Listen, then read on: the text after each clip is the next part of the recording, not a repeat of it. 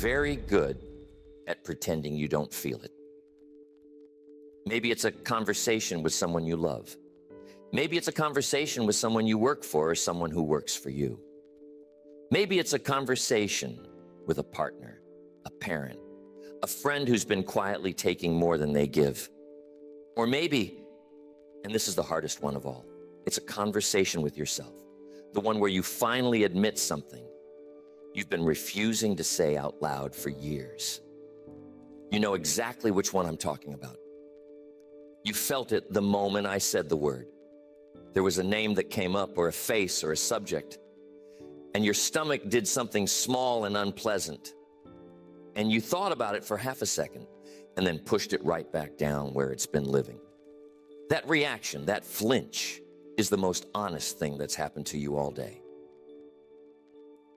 And here's what I want you to understand tonight, because I think it changes everything. The life you say you want, the freedom, the peace, the relationship, the income, the respect, the clarity, whatever it is, there's a very good chance it's on the other side of that conversation you keep refusing to have. Not on the other side of 10 conversations, not on the other side of a whole personality transplant, on the other side of one.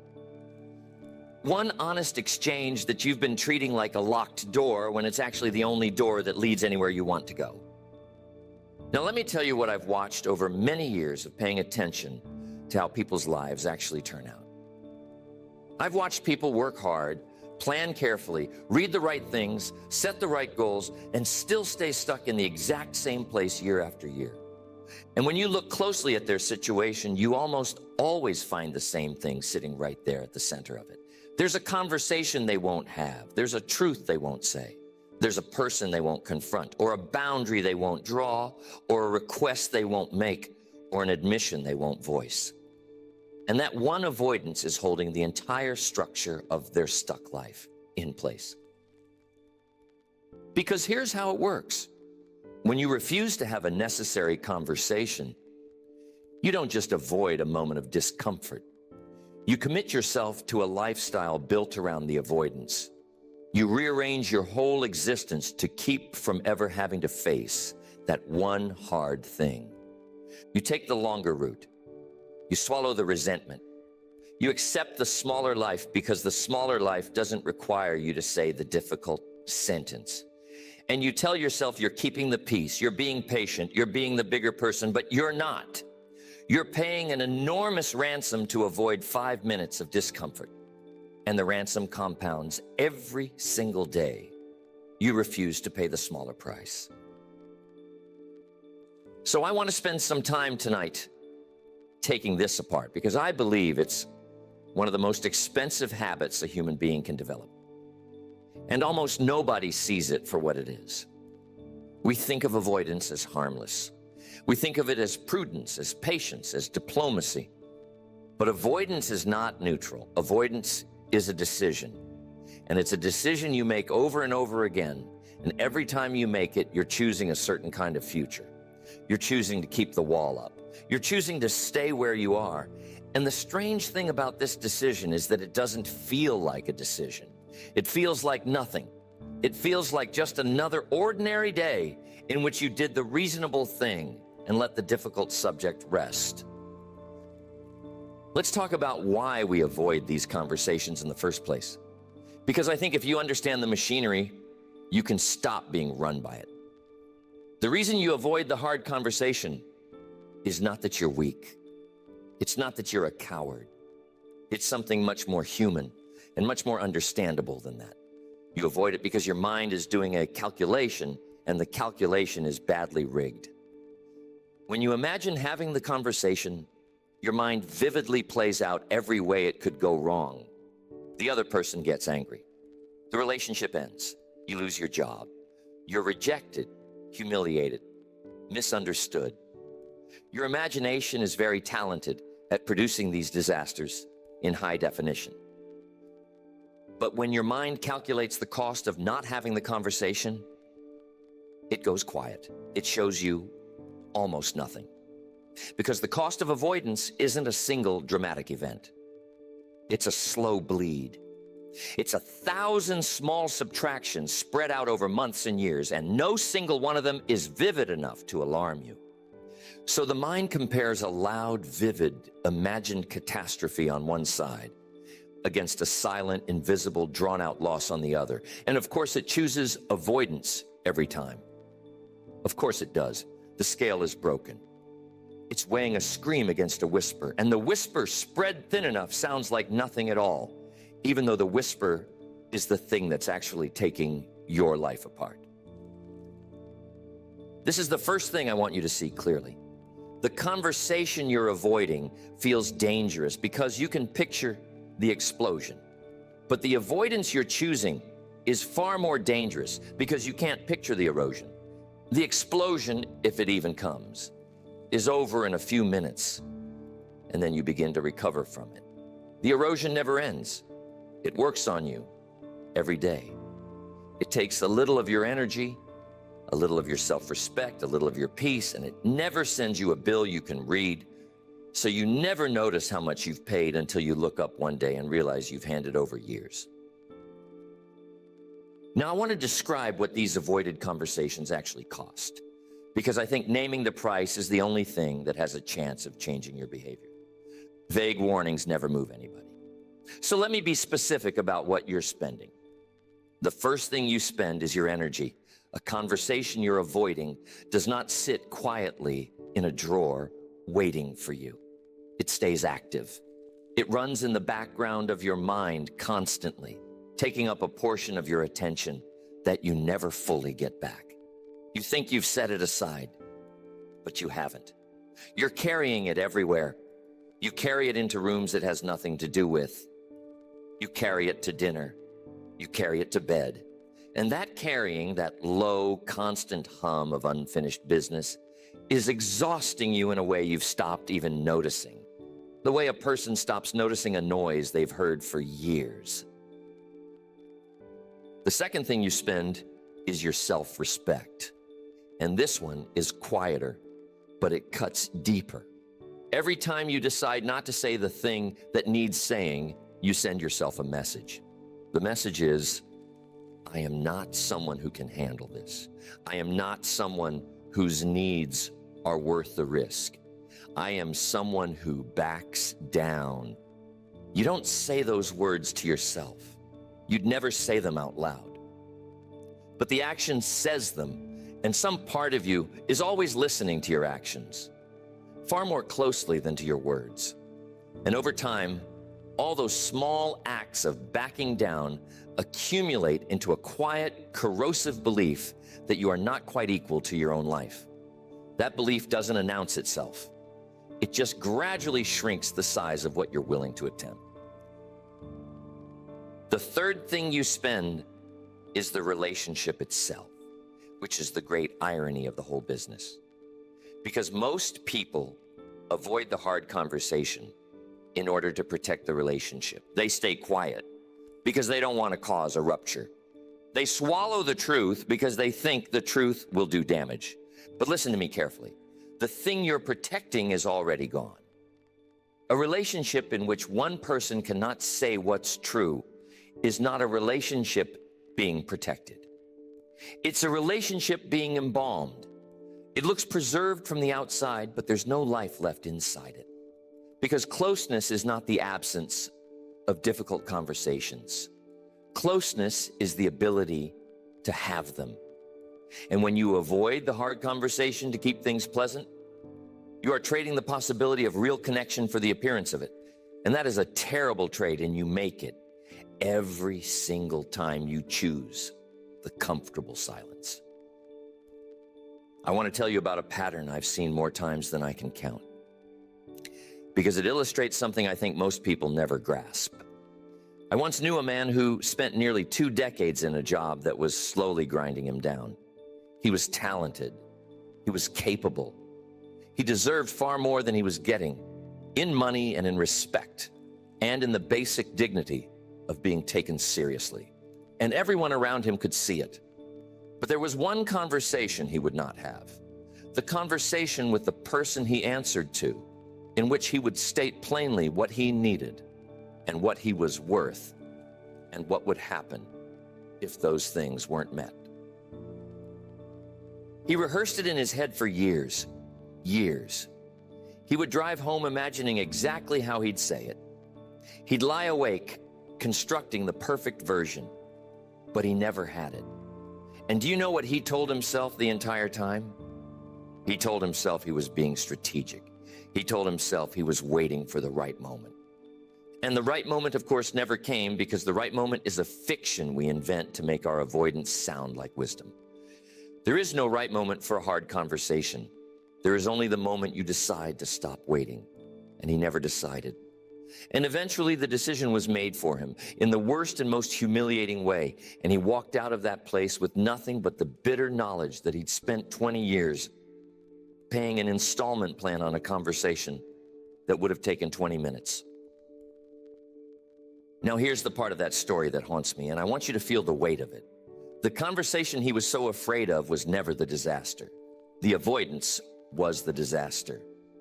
The conversation was the escape hatch, and he stared at that hatch for 20 years and never opened it because he'd convinced himself that the hatch was the danger.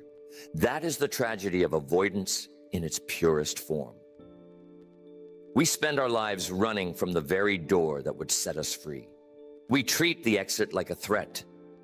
And the whole time, the thing we're running toward, the safe, familiar, comfortable avoidance, is the actual trap.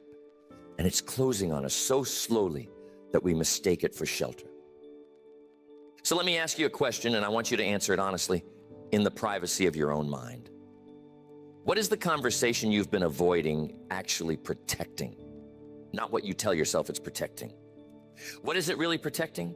Because when you look closely, you'll almost always find that it's not protecting the other person. It's not protecting the relationship. It's not protecting your future. It's protecting one thing and one thing only. It's protecting you from a single moment of discomfort. That's it. That's the whole prize. You are trading the shape of your entire life to avoid a few minutes of feeling something unpleasant. And when you say it that plainly, the trade sounds insane, because it is insane. And yet nearly everyone makes it quietly every day. Now I want to shift, because I've spent enough time on the cost of avoiding the conversation. And I want to spend some time on what actually happens when you have it. Because I think people's fear of these conversations is built almost entirely on a fantasy. And the fantasy is worse than the reality in nearly every case. Here's what your imagination tells you will happen. It tells you the conversation will be a catastrophe. The other person will react with fury or devastation. The words will come out wrong. You'll be exposed, rejected, destroyed. Your imagination stages the whole thing as a courtroom drama in which you are on trial and the verdict is ruin.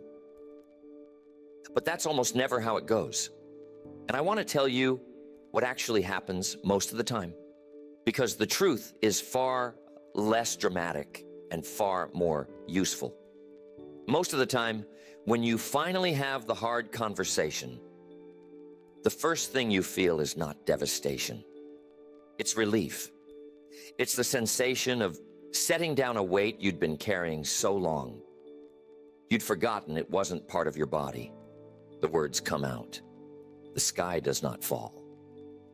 The other person, more often than not, responds with something far closer to understanding than you expected. Because it turns out most people are not the monsters our fear paints them as. And even when the conversation is genuinely difficult, even when there's anger or tears or a real rupture, there is still that undercurrent of relief, because at least now it's real. At least now you're standing in the truth instead of hiding from it, and the truth, however uncomfortable, is always more livable than the lie. I want to be honest with you, though, because I don't want to sell you a fairy tale.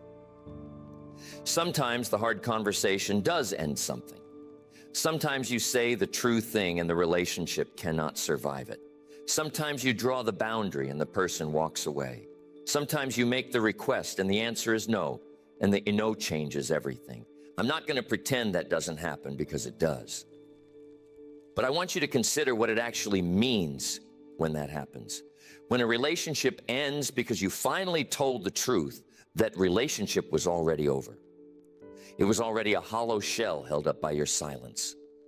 All the conversation did was reveal what was already true.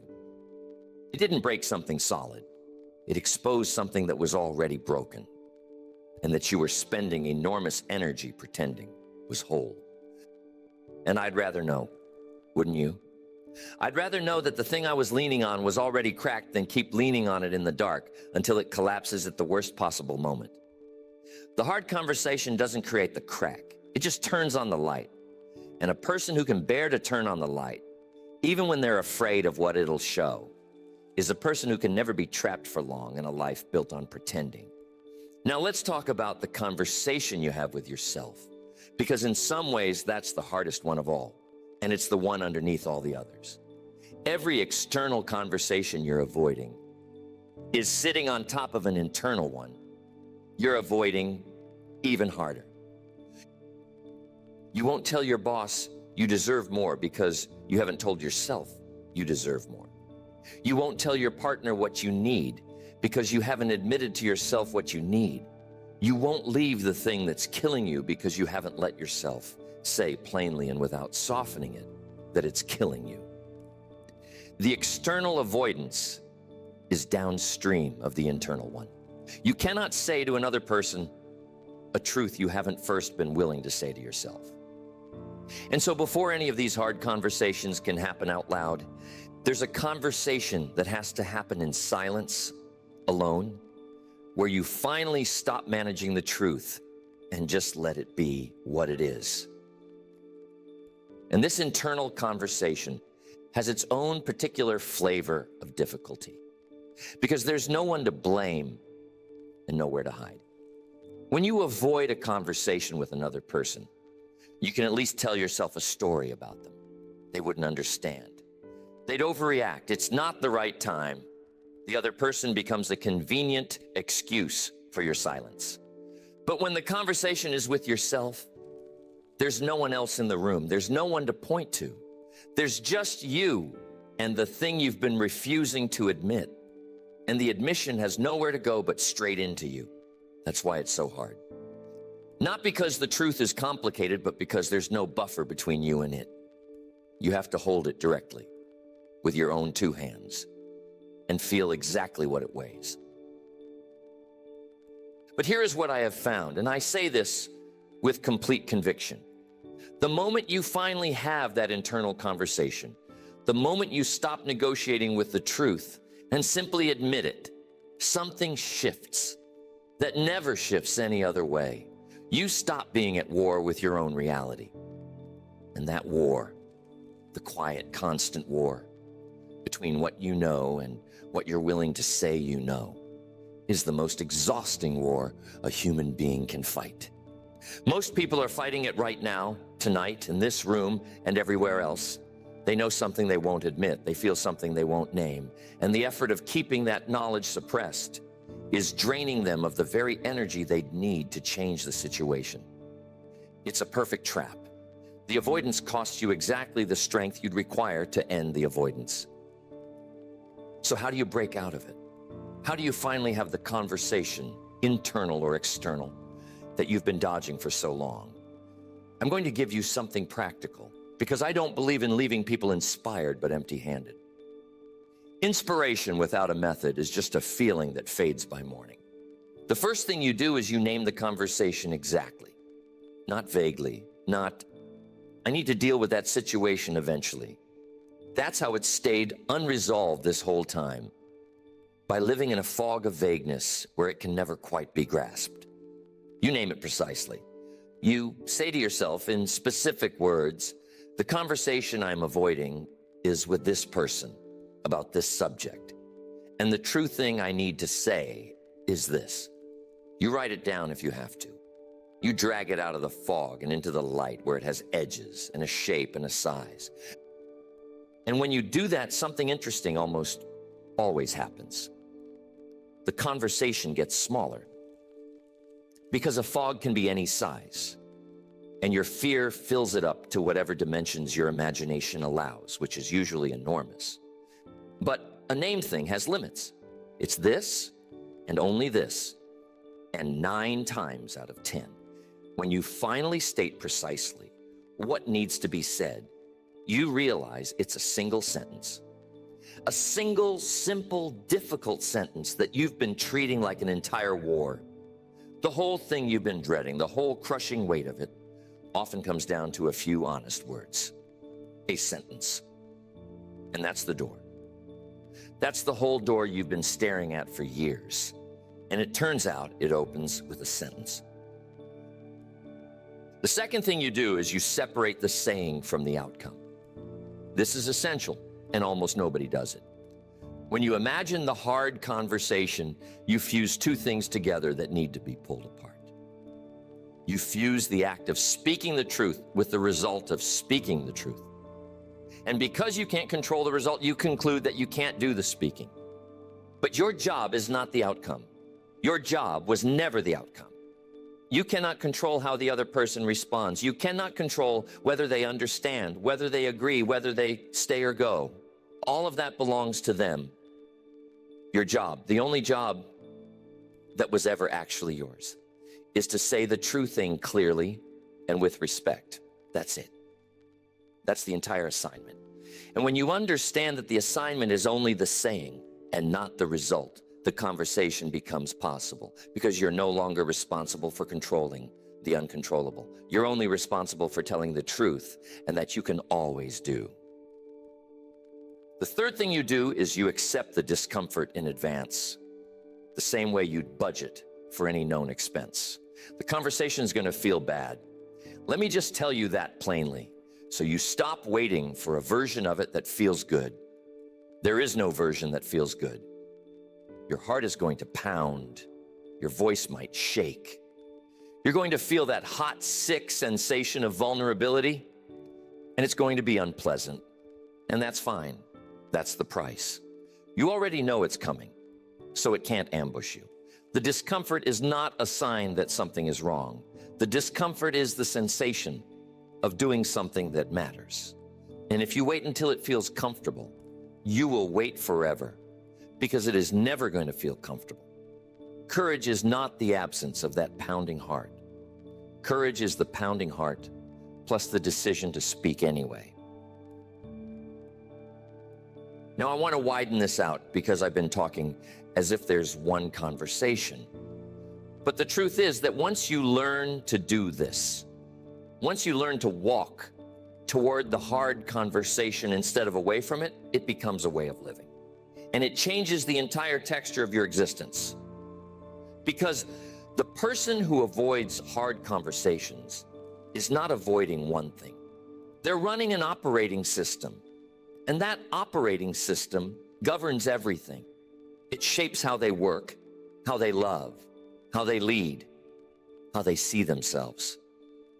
And the person who learns to have hard conversations is running a completely different operating system.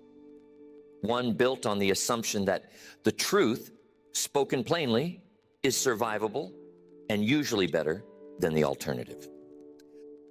Watch what happens to a person who makes this shift. They stop accumulating that backlog of unspoken things.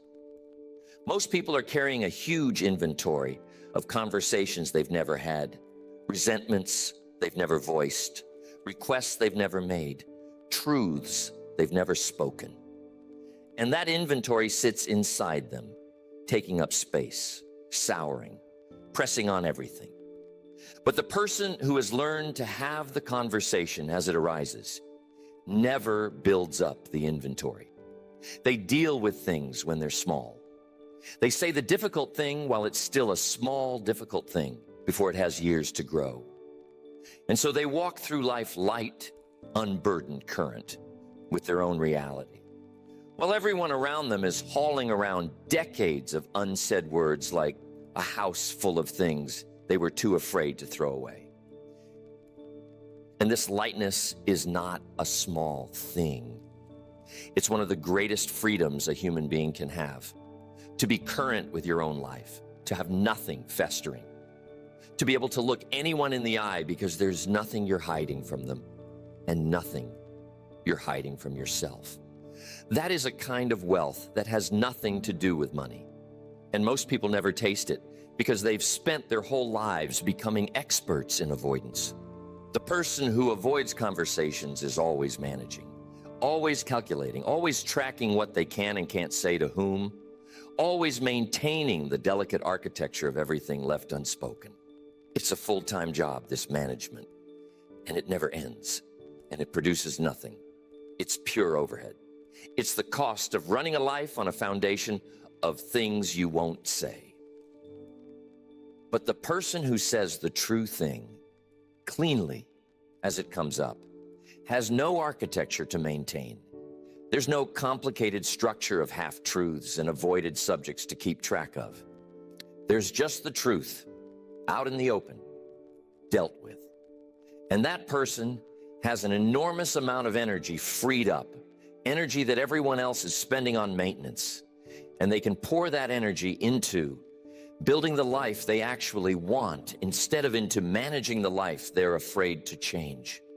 This is what I mean when I say the life you want is hiding behind one hard conversation. It's not a figure of speech. It's a mechanical reality. The energy required to build the life you want is currently being consumed by the effort of avoiding the truth. You don't have a resource problem. You have an allocation problem. You're spending on avoidance the exact strength you'd need for the building.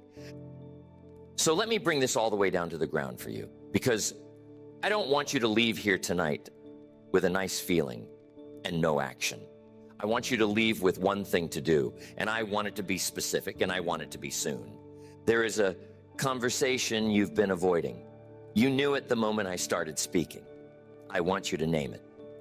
Tonight, before you sleep, I want you to write down in the plainest words you can find who it's with, what it's about, and the one true sentence you've been refusing to say. Just that. Just get it out of the fog and onto the page where you can see its actual size. And then I want you to set a time, not soon, not when things settle down. Things are never going to settle down. That's the great lie you've been telling yourself, that there's a calmer, easier version of your life coming, and you'll have the conversation then. There is no then. There's only now and a series of nows, each one exactly as inconvenient as this one. So pick a time, a real one, on a real day, and put it where you can't pretend you didn't decide it. Because here's what I know about you. Even without knowing you, you are stronger than your avoidance has led you to believe. Every time you've backed down, you've taught yourself that you couldn't handle it. But you've never actually tested that. You've only ever tested the avoidance, and the avoidance has failed you every single time. You have never once had the hard conversation and been worse off in the long run than you were while avoiding it. Not once. Look back and check. It's always the silence that costs you, and always the speaking that sets you free. The conversation you're afraid of is not your enemy. It has never been your enemy. It's the most loyal friend you have. Standing at a door it's been holding open for you for years, waiting patiently while you convince yourself the door is a wall. And on the other side of that door is not the catastrophe you've imagined. On the other side is your energy returned to you, your self-respect restored, your relationships made real or revealed as false, which is its own kind of gift. On the other side is the life you keep saying you want, the one you've been unable to reach, not because you lack the ability, but because you were spending all your ability on the avoidance. So have the conversation. Say the sentence. Feel the pounding heart and speak through it. And understand when you do that you are not risking your life. You are reclaiming it. You're taking back the strength you've been paying out in daily installments to a fear that was never worth what you were giving it. Because the door was always open. It was always open. The only thing standing between you and the life you want was a truth you were afraid to say out loud. And a truth once spoken can never trap you again. It can only free you.